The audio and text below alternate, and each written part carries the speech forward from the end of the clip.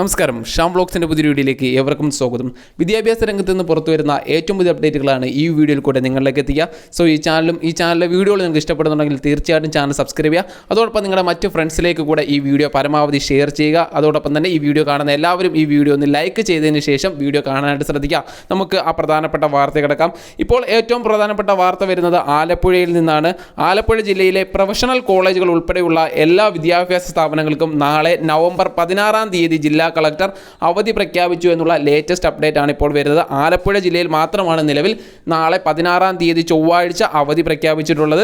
ആലപ്പുഴ ജില്ലയിലെ പ്രൊഫഷണൽ കോളേജുകൾ ഉൾപ്പെടെയുള്ള എല്ലാ വിദ്യാഭ്യാസ സ്ഥാപനങ്ങൾക്കും നാളെ ചൊവ്വാഴ്ച നവംബർ 16-ാം തീയതി അവധിയായിരിക്കും. മറ്റ് ജില്ലകളുടെ കാര്യങ്ങളോ മറ്റ് അവധി പ്രഖ്യാപനമോ ഒന്നും ഇതുവരെ വന്നിട്ടില്ല.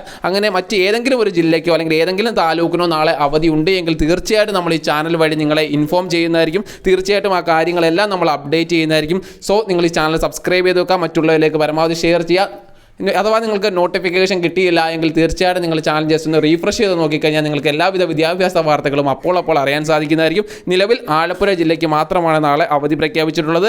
പുതിയൊരു വിദ്യാഭ്യാസപരമായിട്ടുള്ള ഒരു ഇൻഫോർമേറ്റീവ് വീഡിയോ ആയിട്ട് നമുക്ക് വീണ്ടും കണ്ടുമുട്ടാം. ബൈ.